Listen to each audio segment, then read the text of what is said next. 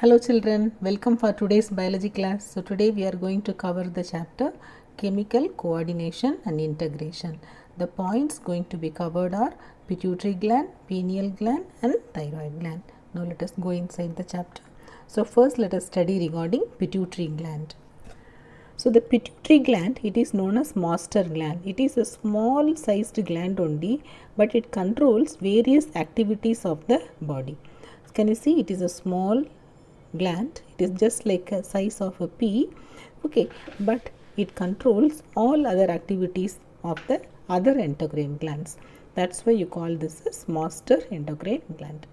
So pituitary gland, it has two main portions, anterior pituitary and posterior pituitary. Anterior pituitary, it consists of pars distalis and pars intermedia, okay, and the posterior pituitary, it is known as neurohypophysis, and it produces the hormone. So that is, actually it stores and releases the hormone. It does not produce, it stores and releases the hormone of hypothalamus, that is vasopressin and oxytocin. These two are called as neurohormones. Regarding this already we studied. The hormones of pars distalis, first is growth hormone, it stimulates the growth of the body. Then thyrotrophin, that is thyroid, TSH you can call that as, and this stimulates thyroid to secrete thyroid hormone. So here corticotrophin, so that is ACTH, it stimulates adrenal cortex to produce corticoids, adrenocorticotrophic hormone.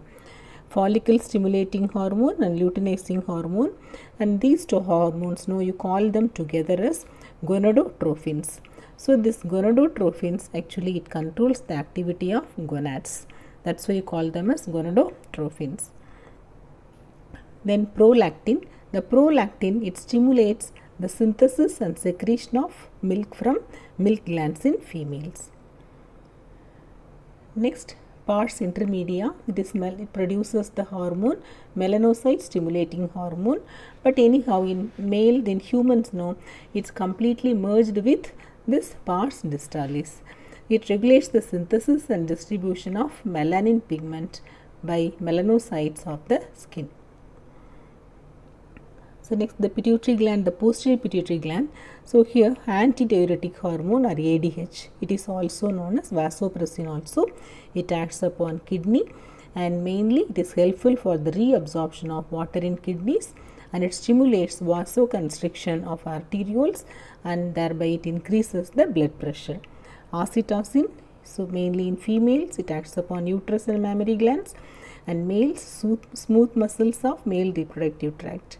In females, you call them as birth hormone or milk hormone also, because it stimulates the smooth muscles of uterine wall for contraction, and it is helpful in milk ejection also.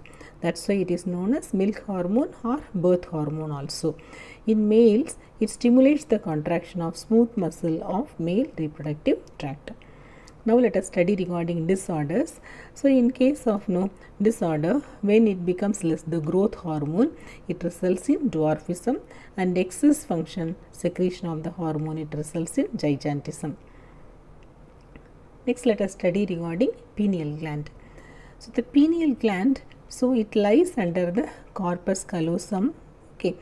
So here this it is also a very small gland, and it is located on the dorsal side of the forebrain. Structure, it is very small, reddish grey and vascular conical solid body, and it produces the hormone called melatonin. Functions of melatonin, it regulates the diurnal rhythm of our body, that is sleep awake cycle.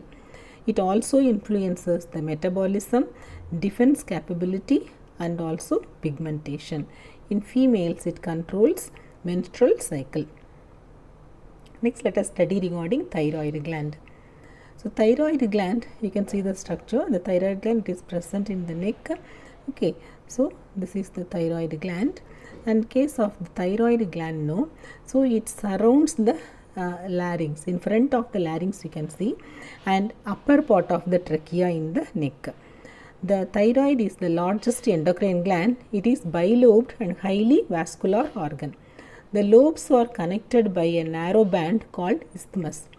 It is composed of rounded follicles and all follicles are held together by loose connective tissue called stroma. And each thyroid follicle is a small sac-like structure, okay, and it encloses one cavity surrounded by follicular cells. The follicular cells, it synthesizes two hormones, tetraiodothyronine or thyroxine, that is T4, and triiodothyronine, T3. So this T4 and T3 hormones, they control general metabolism by regulating the rate of oxidation and production of energy. It maintains the basal metabolic rate of the body, promotes the growth of body tissues and development of mental faculties also. It stimulates the tissue differentiation. Thyroid hormones control the metabolism of carbohydrates, proteins and fats. It is helpful in the maintenance of water electrolyte balance and is also both this one, mainly it is controlled by thyroid hormones. Calcitonin is the other hormone produced by thyroid gland, okay, and it is known as, even it is otherwise called as thyrocalcitonin also, TCT. It regulates concentration of calcium and phosphorus in the blood. The thyroid hormone, how does it act? You see here the entire thyroid system.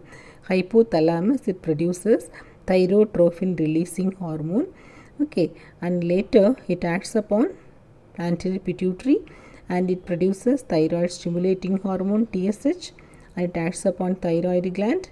The thyroid gland produces T3 and T4 and it affects the metabolism of our body. In case the level increases, negative feedback, and it controls the secretion of TSH, then in turn the TRH, that is thyrotrophin releasing hormone. The disorders of thyroid gland, goiter, iodine is essential for the formation of these thyroid hormones. The synthesis of thyroid hormone, it needs no iodine. In deficiency of iodine in our diet, it results in hypothyroidism and results in enlargement of thyroid gland, and this condition you call that as goiter. So goiter is seen more in mountain areas comparing to sea coast.